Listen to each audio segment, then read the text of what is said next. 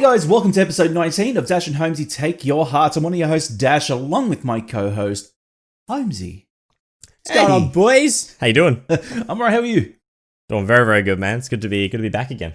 Podcasting in the new year. Podcasting in 25, 26 degree heat. I think like we're pretty close together as well. So are you also suffering from the heat? I'm doing okay. I don't know about you, but your room gets really stuffy. Yeah, it does. Yeah. I got to keep the noise down for close by residents. So sweaty boy. As much isolation of sound as possible, but it gets hot. Yes, it does. Yeah.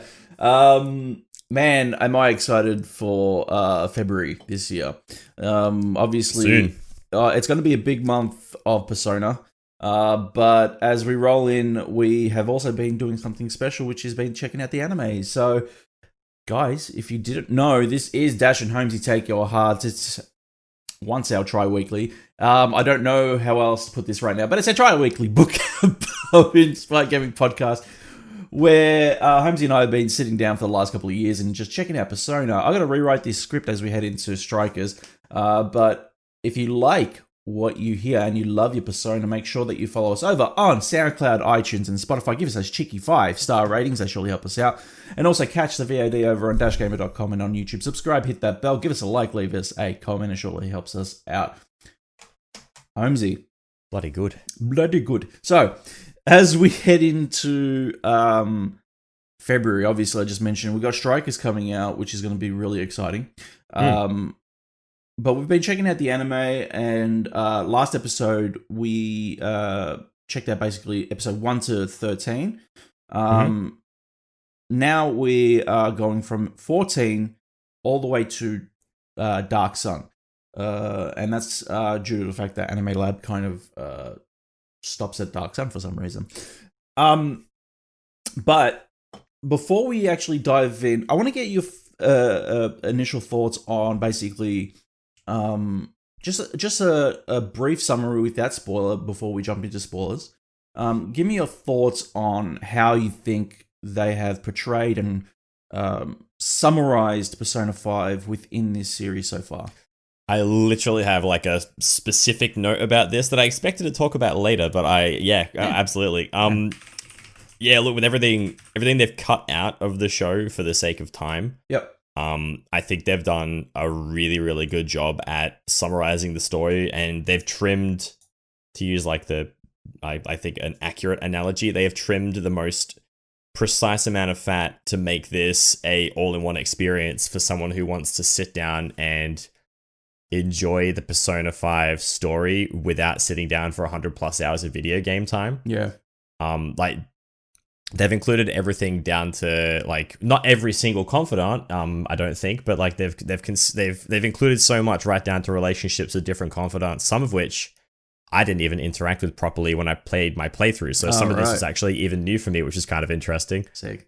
But it's perfect. It's comparable to the game. It's a pocket-sized Persona 5 experience, and if you don't either have the free time or you don't have the mental fortitude to sit down and play through 100+ hours of the game, it's a great solution. And I still think it's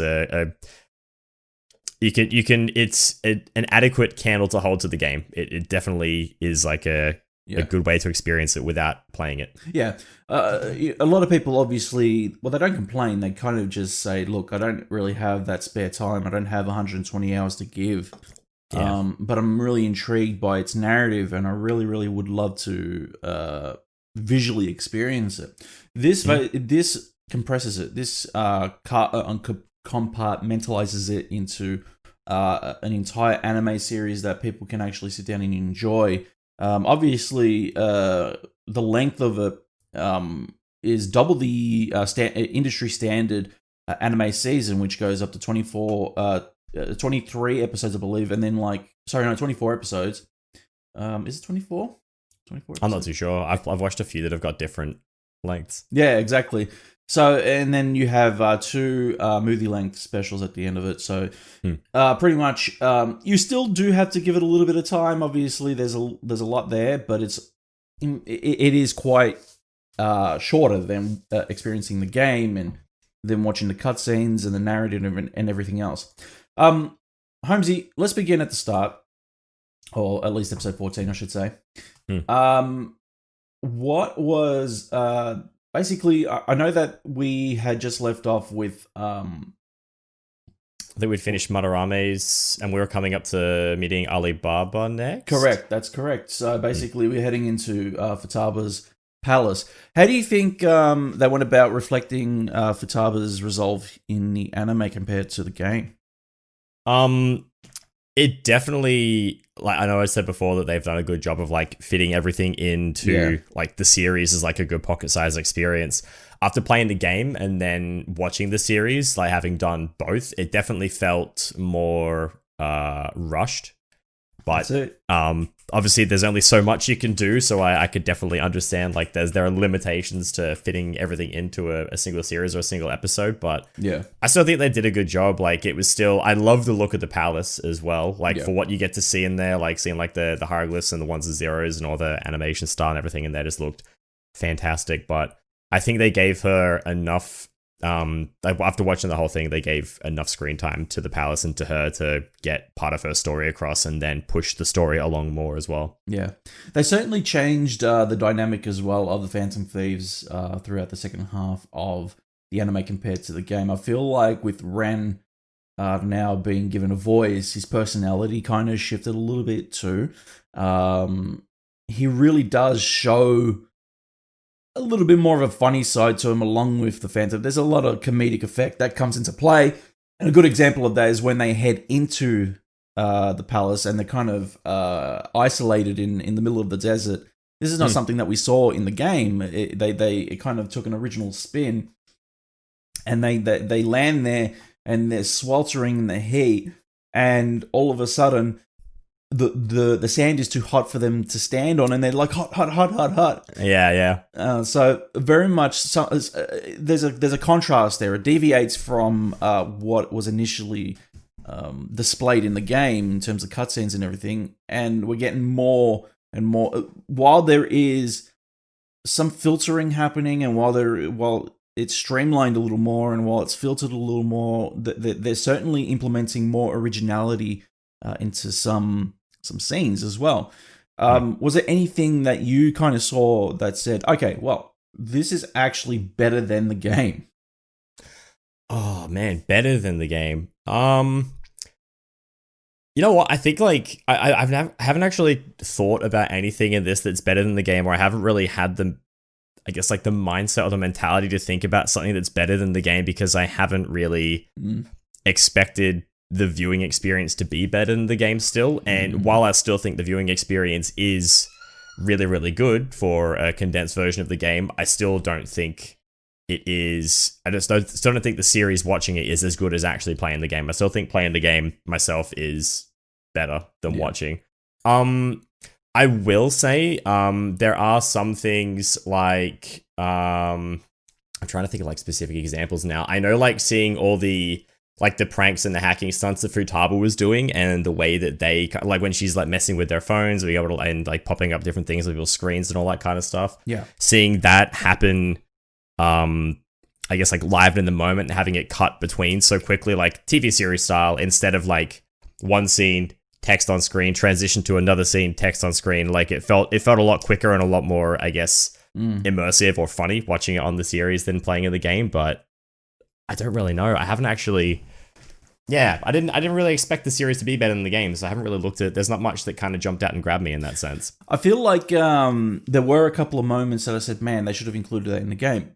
However, when I say better than the game, I kind of have to scale that back a little bit now and think about it, because I know for a fact that you're not going to get the ultimate experience out of the anime as you were to get out of the game. Obviously, the game is the experience. This is just something that's delivered for that streamlined approach. In saying that too, did you notice that as the series kind of went on, the animation quality kind of started to deteriorate a little bit, like kind of decline?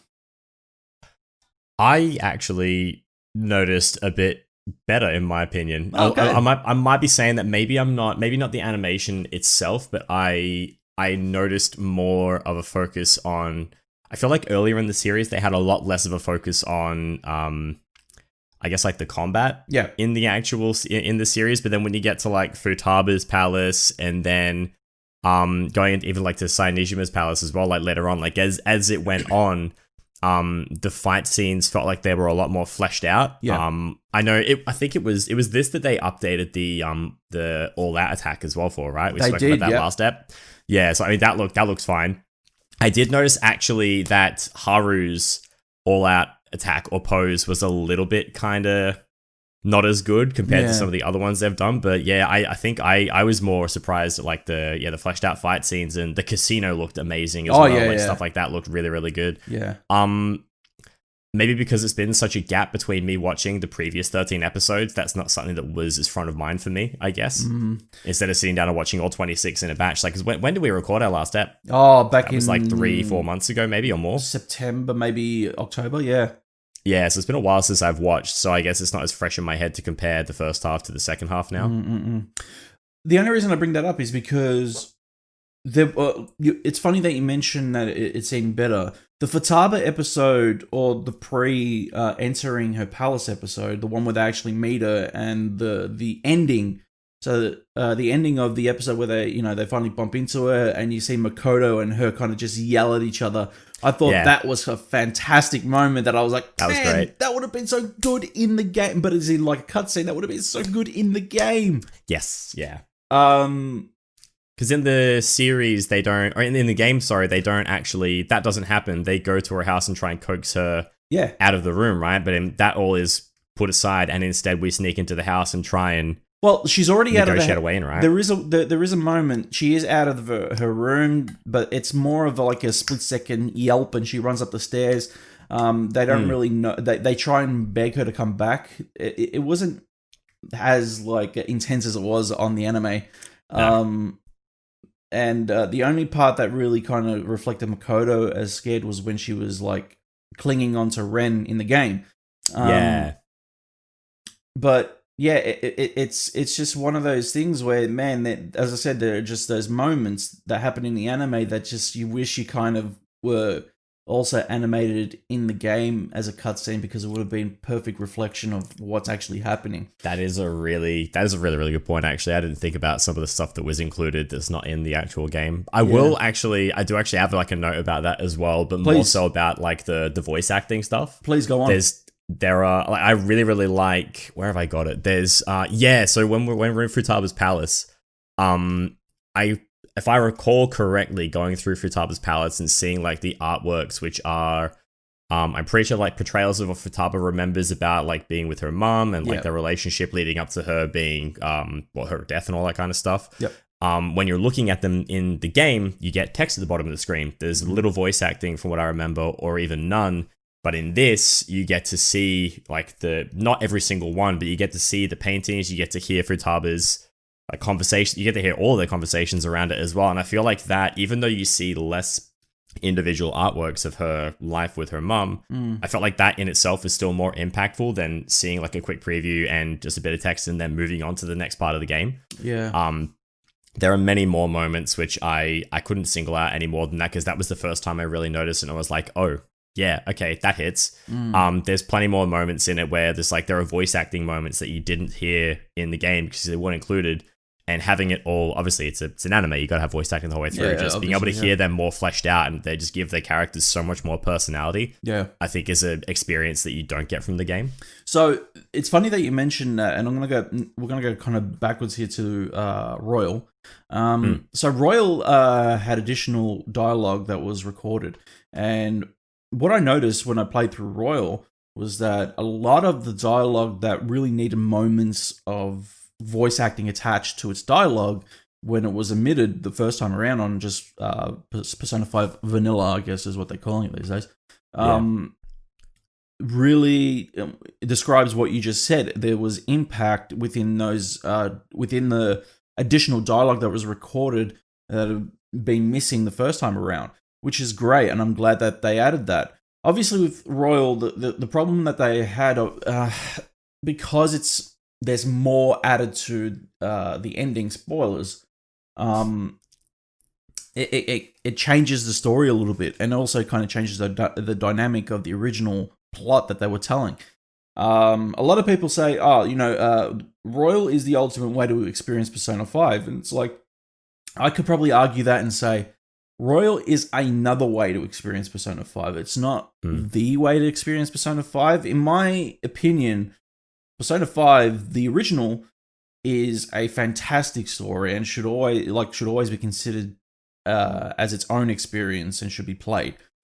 I know that like a lot of Royal comes from Persona 5, but the thing is, with the additional dialogue and everything from Royal, it really does help with that. And it could have been easily kind of all that missing dialogue could have easily been patched in on like PlayStation 4 and 5 for players who would love that. But it is what it is now. But I can understand exactly what you're saying. There really, really is moments within the anime that are elevated and much That's more. a really good choice of words, elevated, yeah. That are elevated and feel there's an impact there. It's captured quite well. So yeah, I really, really appreciate that. So from Futaba's Palace, obviously it did start to feel a little bit more rushed, and you kind of go from Futaba's Palace in like one ep, and then you kind of just jump into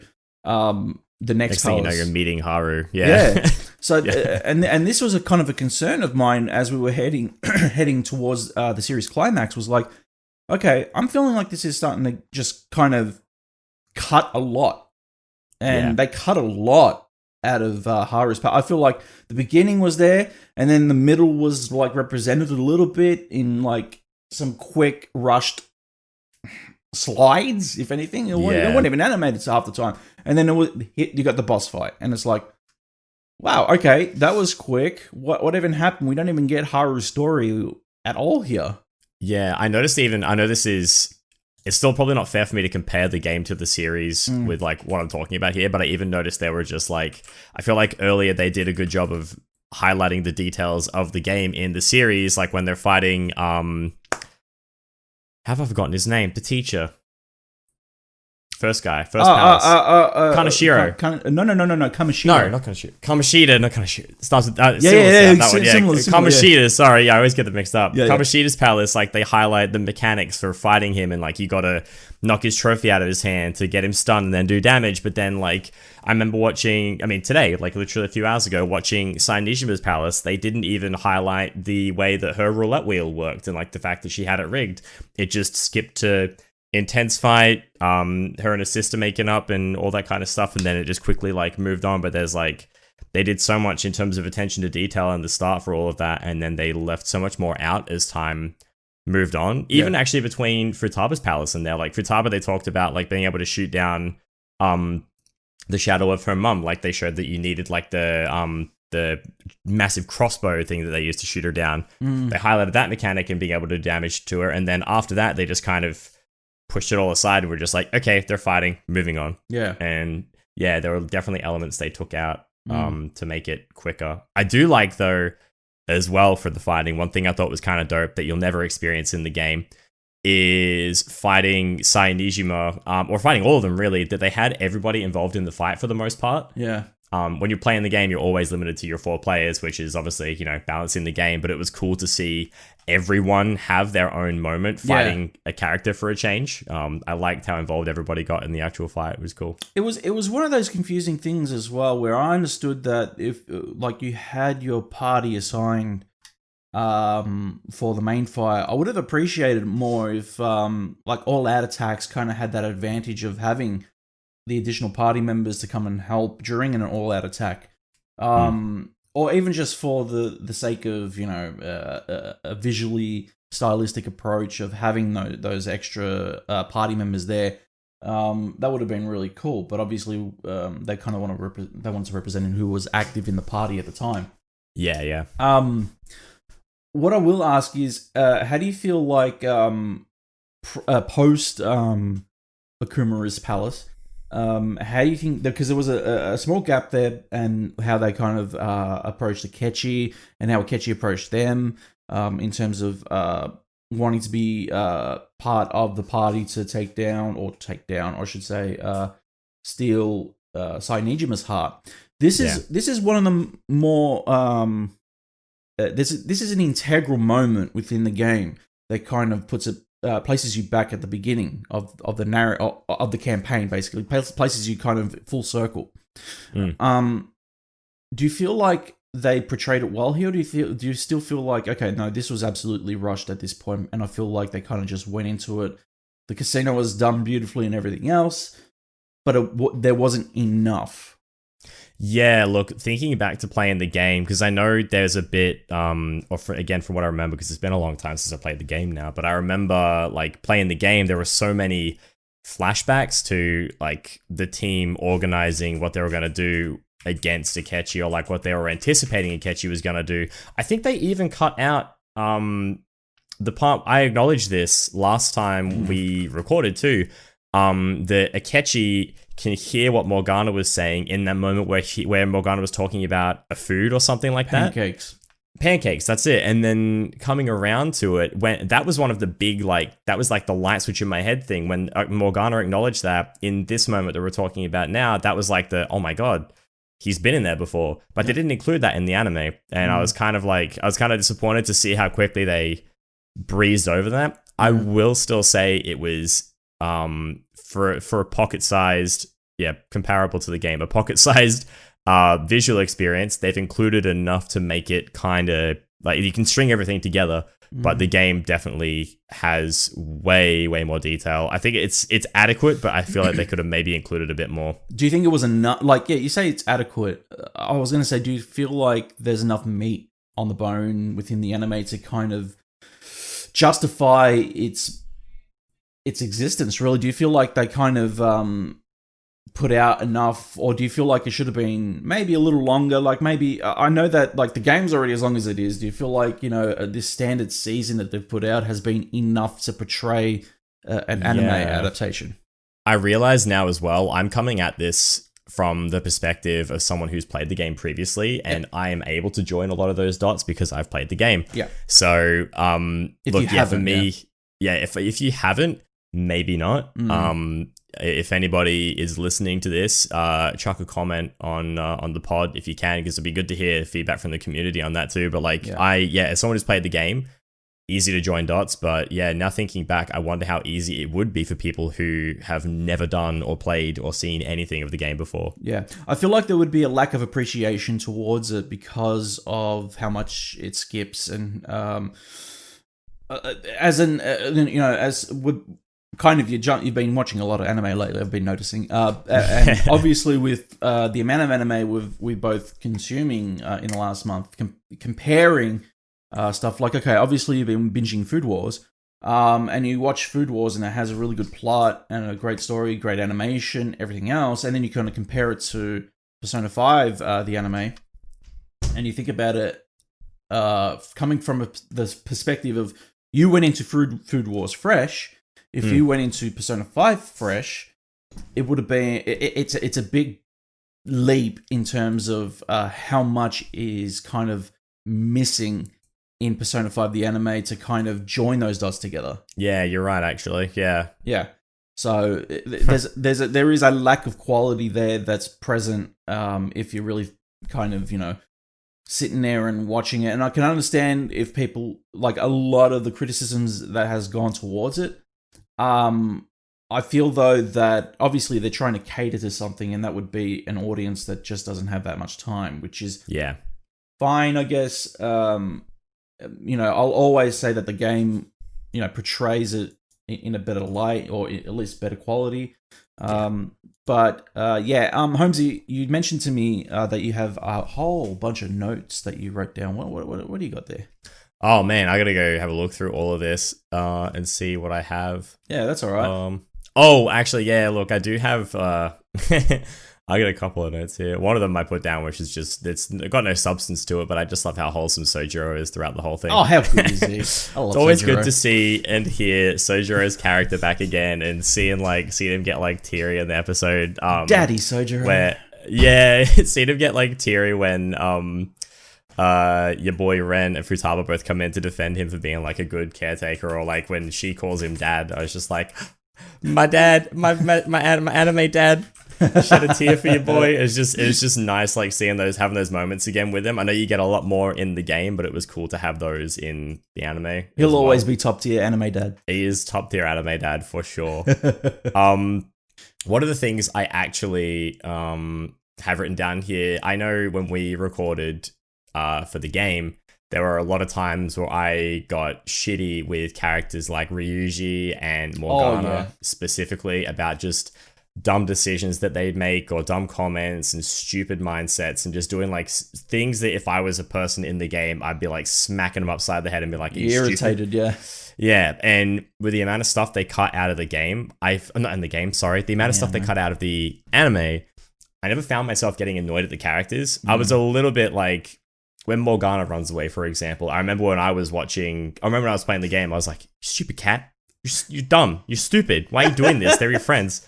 But in this, like they make it, because of how much they condense it, I was more sympathetic towards Morgana because I guess with how much they're trying to reduce in terms of content to fit story in, there was less time for Morgana to be stupid and more time for me to be sympathetic for the character. Yeah. So I actually found completely differently. Yeah. Yeah. So I cared more for Morgana in this than I did in the game.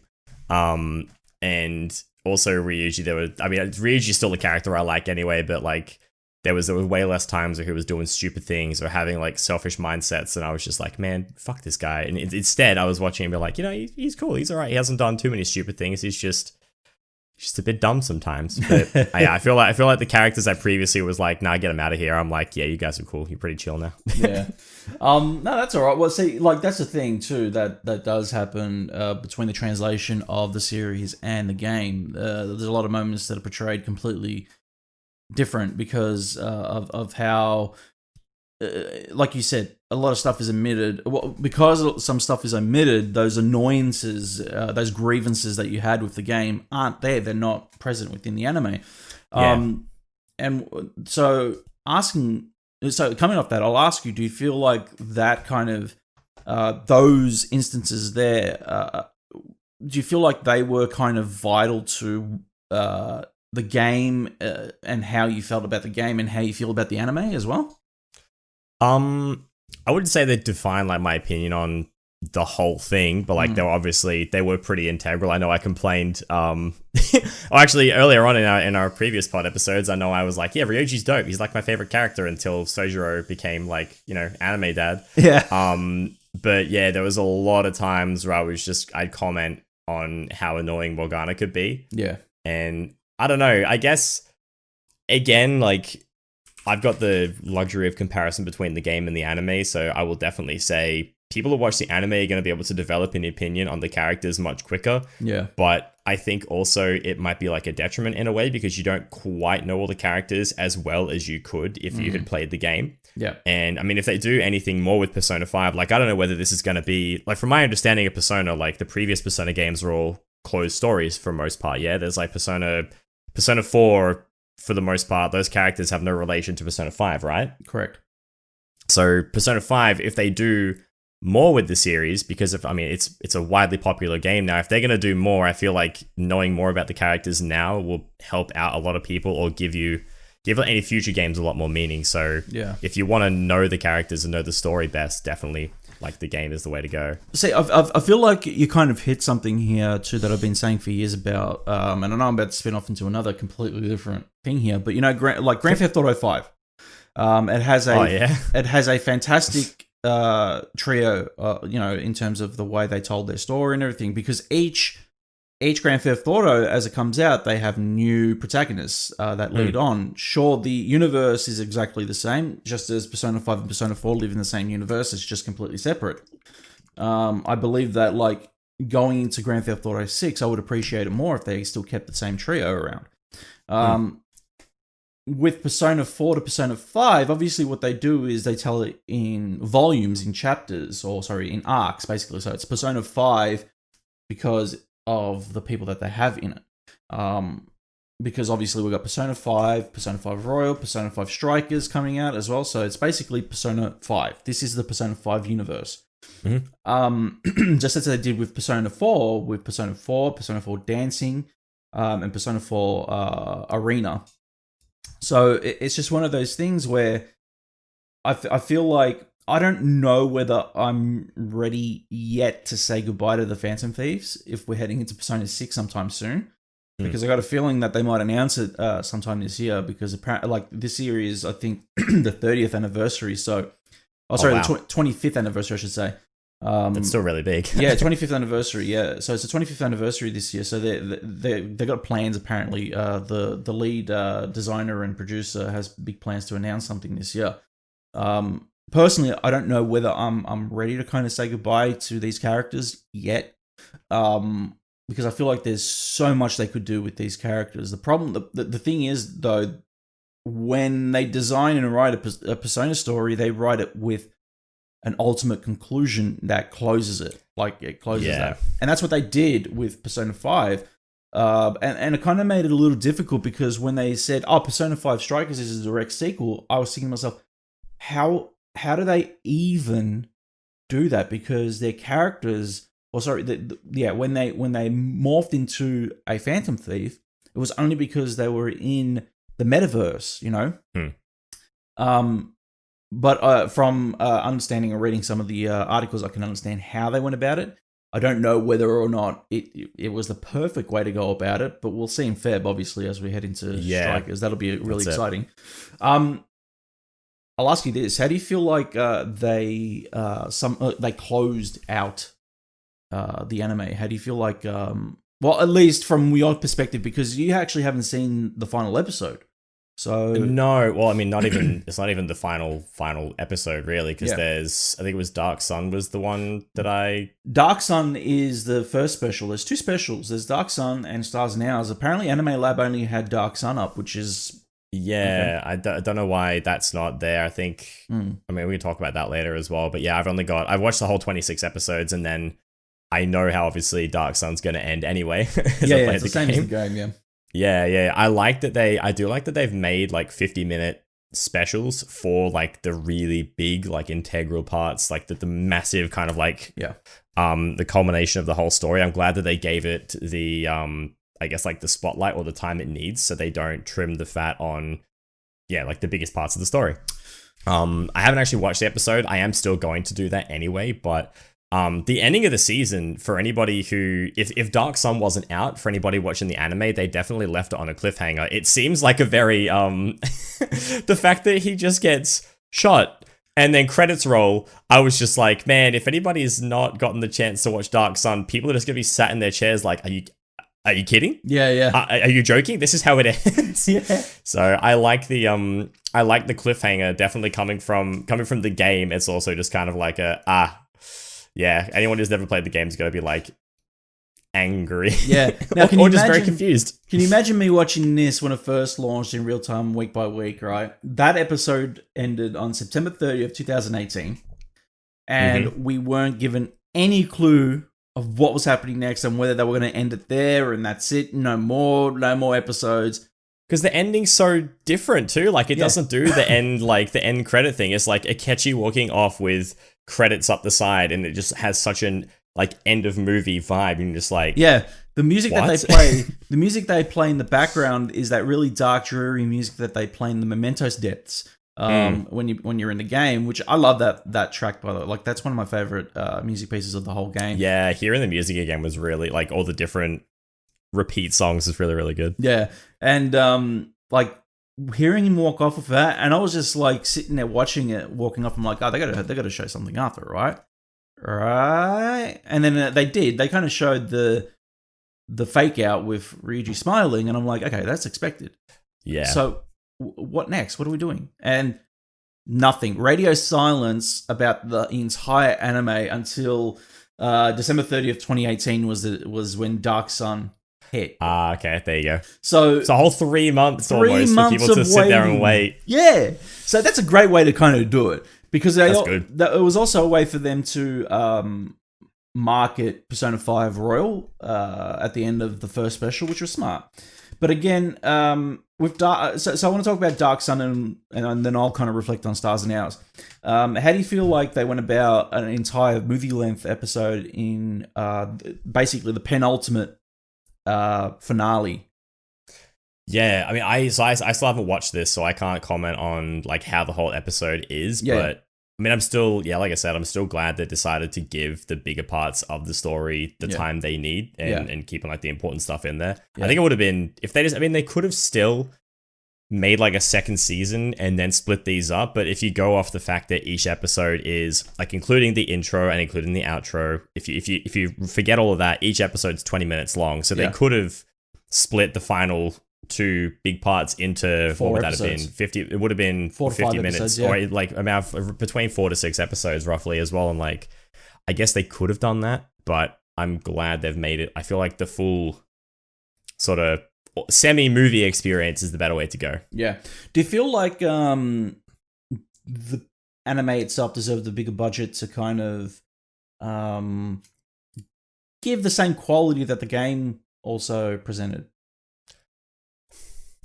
So that, like, basically, if you think about it, right, they could even have outputted this entire thing as, like, 3 films. Like they have Persona films, like, Persona 3 was done in split films.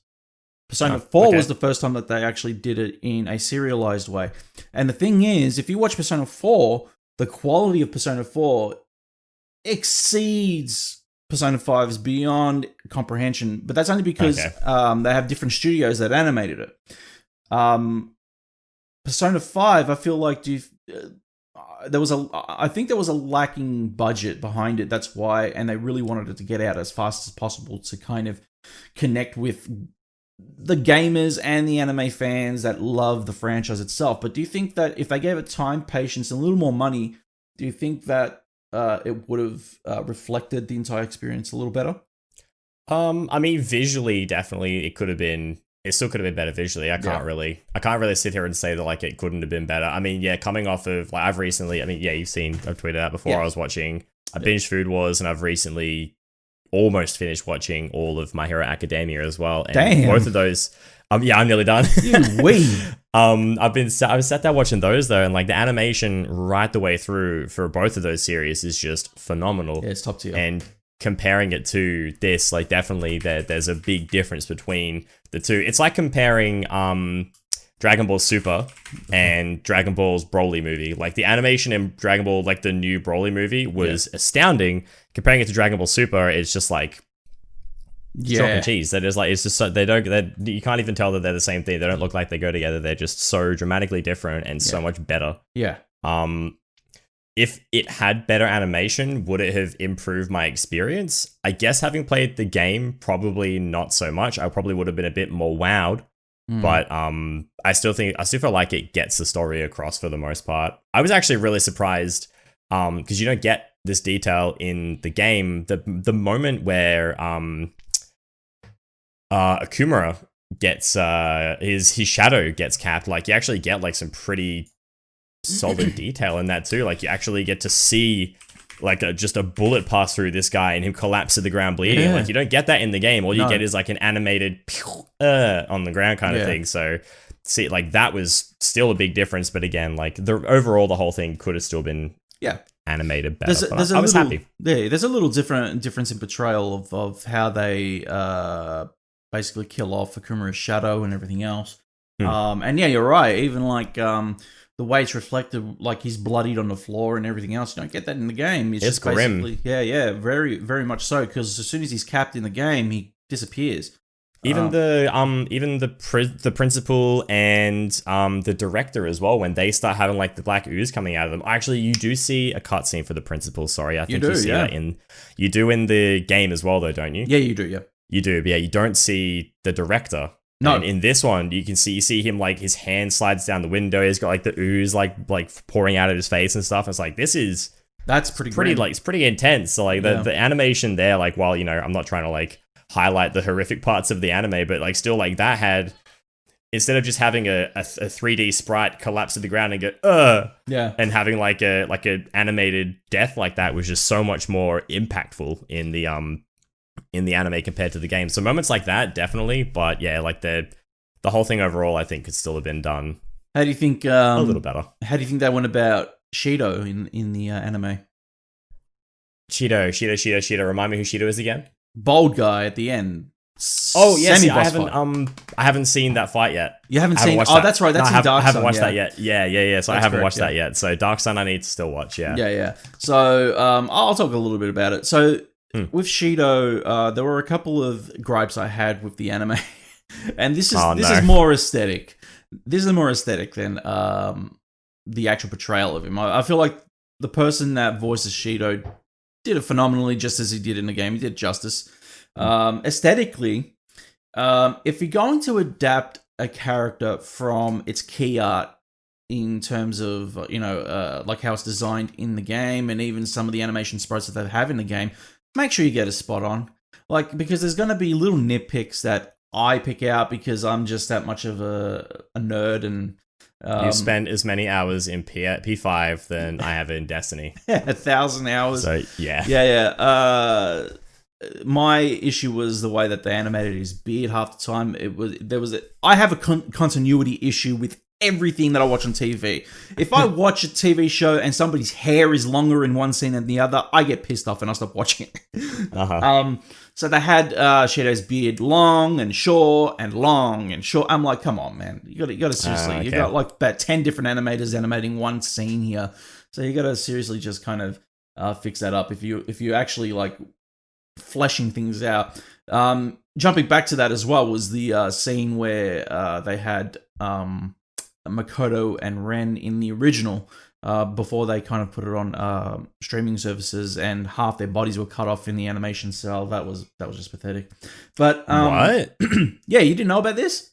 No, I missed this entirely. Well, this is another tidbit you could tell me, like, as well as the fact, like, you told me about the all out scenes, how they changed that. So they got redone. See, what's this bit? So there was an issue that they were having with some of the animation cells in the original airing, where they had the background completely animated with, like that it was completely fleshed out, and then the front animation, sometimes the animation cells were cut off in the scenes, and it wasn't just the one. There were a couple, but that's probably the most notable one because it was quite obvious that basically what had happened was.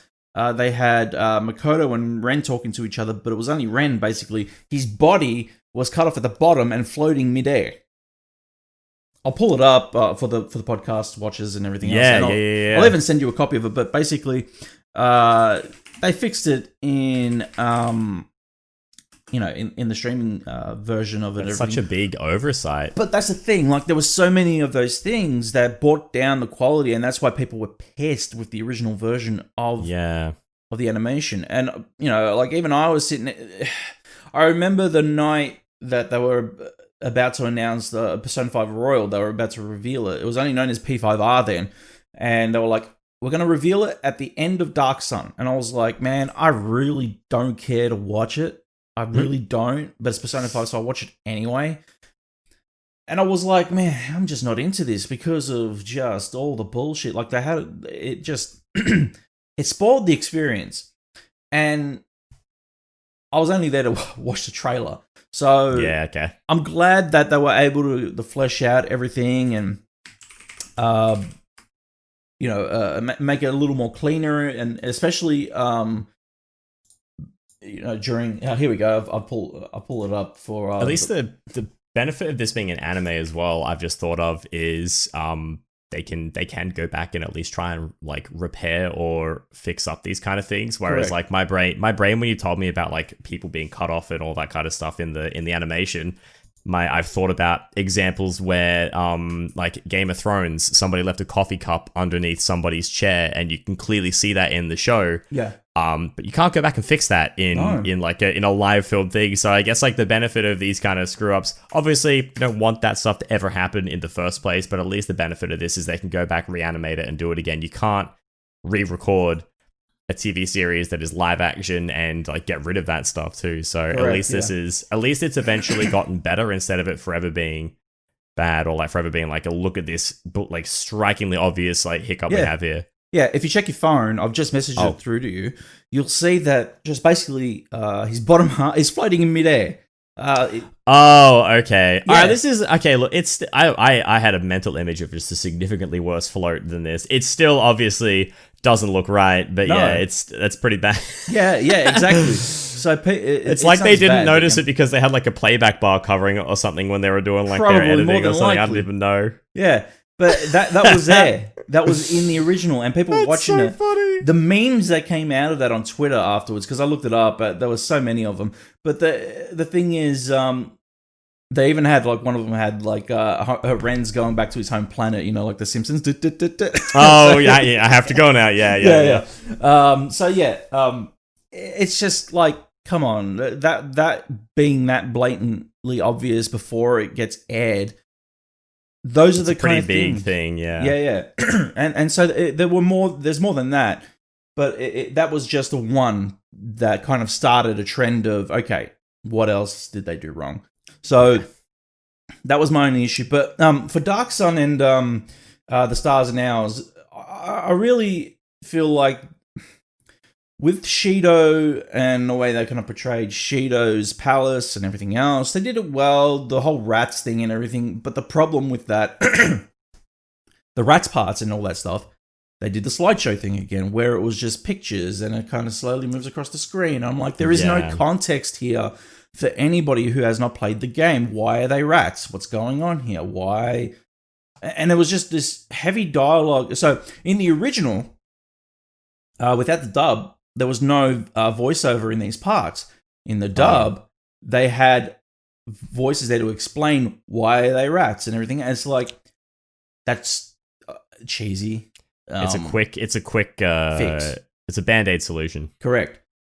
So I was like, oh man, it really still doesn't give context though. Like, why? Okay, and then like, how do they not be rats and everything else? Like, I really want to know like whether, or I don't, you might even know if it's actually been like shared or revealed, but I want to know whether like the show has been either a victim of like just low budget, which is, you know, can't be helped, or whether it's like this whole, whether it's gotten the cyberpunk treatment where it's just been like crunch and we're behind and you have to get this out, like rush, get this out, we're behind, delayed kind of thing. Like, I wonder whether it just was it, do you know, like, have they actually said like why the show came out with so many like little things that are such obvious oversights, or has it not really been discussed publicly? It hasn't really been discussed publicly from anybody who has basically been behind the show. There were rumors that there was some crunch time between it because they wanted to get it out before the reveal of Persona 5 Royal.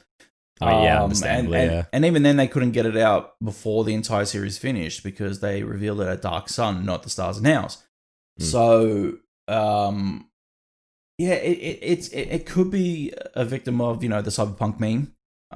But I feel like where we're at, because crunch sucks. Obviously, you the know, idea of anybody being stuck under like crunch, anybody having to do like crunch vibes for work stuff is just not good. No, at all. No, of course not. It's a horrible work environment. Yeah, exactly. So yeah, you could be right. It could be a victim of the cyberpunk meme, which is funny. But even then, as a studio, a reputable studio as Aniplex is, for them to output something like this, to distribute something like this to, you know, local networks and streaming services, because Aniplex have some really, really good animes out there, like Sword Art Online.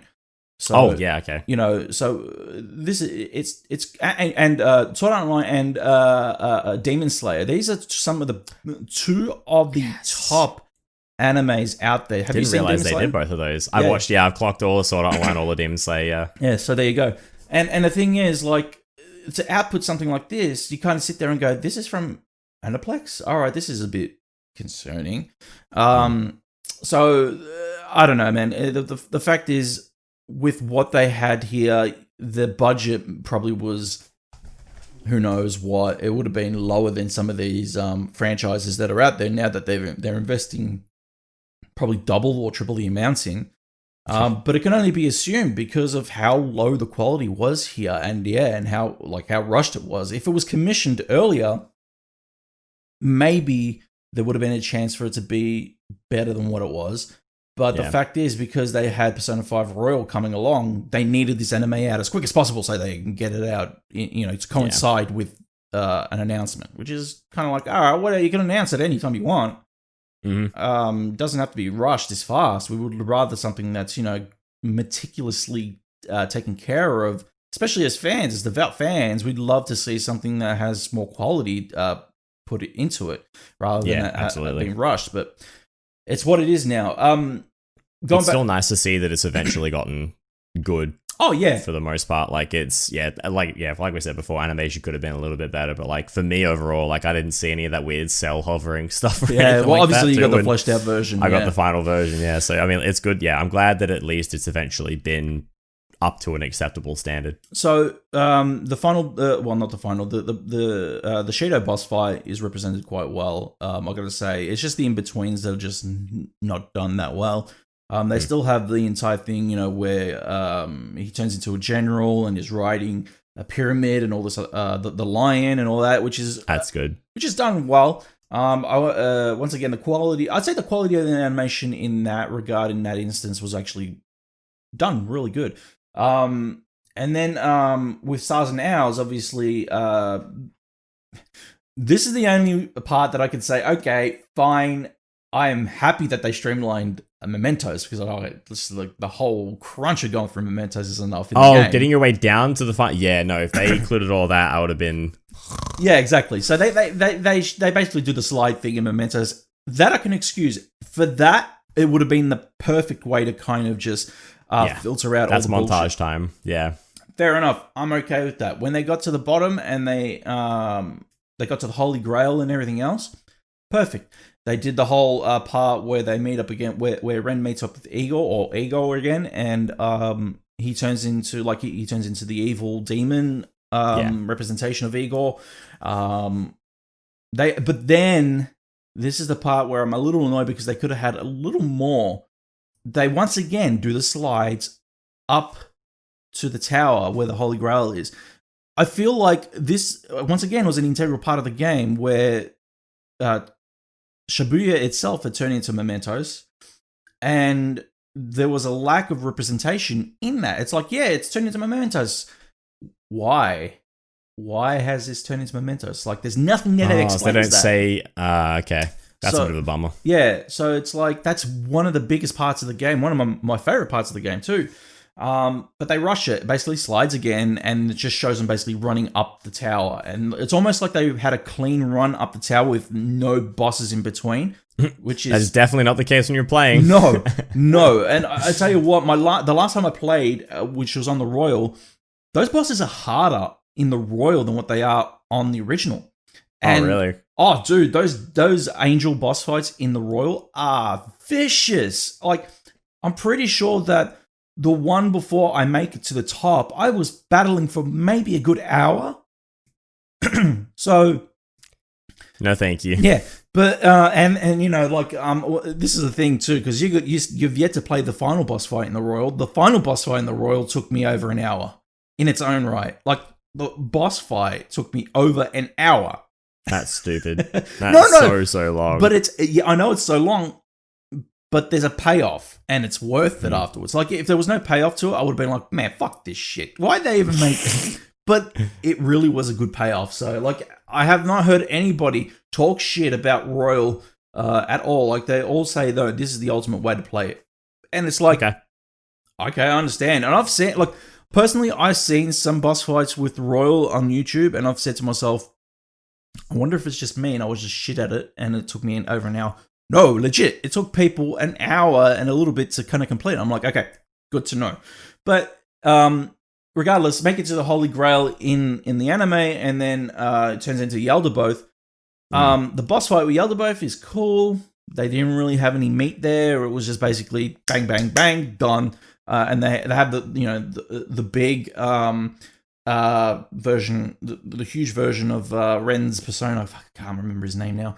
Arsene come down from the clouds and give the bullet shot and everything. They didn't do it as cool as the game, though. The hole in their head and everything. No, they did that. They did that. That's fine.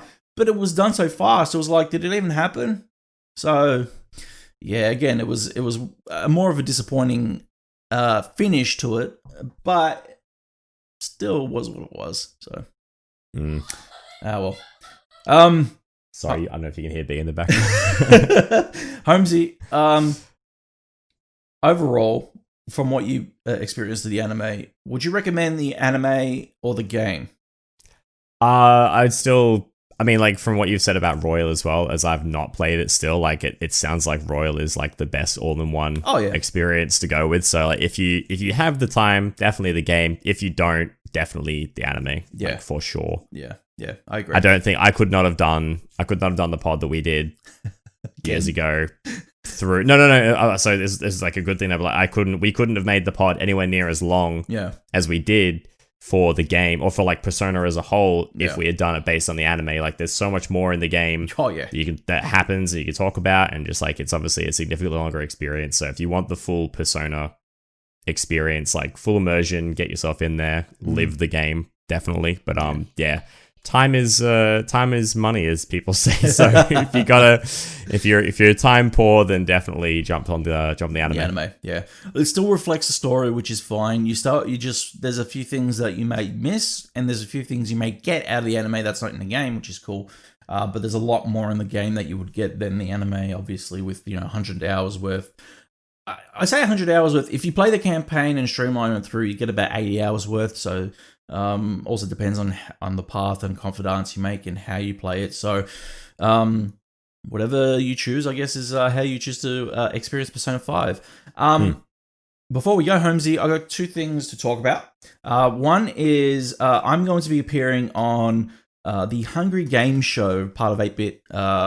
And so I'm on that, and basically what they do in the Hungry Game Show is that Brendan hosts the show, Brendan White of 8-Bit. He picks out a game that a person specializes in and basically quizzes them. It's a quiz show. It's a game show. So I'm going to be appearing on it. Obviously, I'm going to be doing Persona 5. So that's the plan. Wow, really? Yeah. I'm going to to be quizzing Persona 5. Wow. Filled with sarcasm. I could feel that sarcasm smack me in the face. So I'll be appearing in February, so make sure that you guys go on over to 8bit.net, subscribe to the Hungry Games Show. They've already had a myriad of guests on there, so make sure you check them out. And also, myself and Holmes will be back in March to talk about Persona 5 Strikers. So it'll be probably like a 3-episode season of Strikers, which will be really fun. And yeah, we're really excited to continue this story of the fan. Like, we weren't expected to kind of continue this story, but there's more. So no, well, I know you. Last time we were on here, we were talking about, I think it was either before we recorded or in the episode, we talked about the possibility of Strikers not potentially coming here. So yeah, or was that Scramble? Was it? No, you're right. Scramble is Strikers. Yeah. So yeah, there was a potential that it wasn't, and it is. Thankfully, it's coming February 28th. So make sure if you haven't pre-ordered now. Yeah, myself and Holmes will be back in March to talk about Persona 5 Strikers. There'll be more Persona 5 content, obviously, over on dashgamer.com, so check that out. But in the meantime, just make sure you subscribe and everything else, because we're going to be having a lot of fun with Strikers. Now, the way we're going to be outputting Strikers will differ. I'll tell you guys about that later down the line. But yeah, it should be a lot of fun.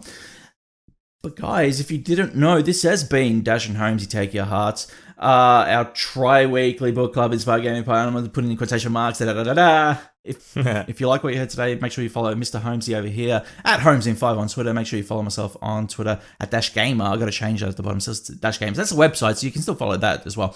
Don't forget to follow the show over on SoundCloud, iTunes, and Spotify. Give us those cheeky 5-star ratings. They surely help us out. Also, catch the VOD over on dashgamer.com and on YouTube. Subscribe, hit that bell, give us a like, leave us a comment. Surely helps us out. Holmesy, this has been fun again. Bloody good, man. Bloody good. So looking forward to a new game. Yes, man, it's going to be awesome. I can't wait, because it's a direct sequel. So it's just a follow-up. It continues the story. If anything, I consider this an add-on. I want to see more to do with Akechi. I want to see whether he is still alive. Around. Yeah, I'm going into this blind. I played the first part of it. I won't say any words or anything that I technically know, but I played the first part of the game in Japanese, so I don't understand what the hell is going on. So yeah, man, it's going to be awesome. Lots to find out. But until March, take care of yourselves, guys, and until then, this is Dash and Holmesy out.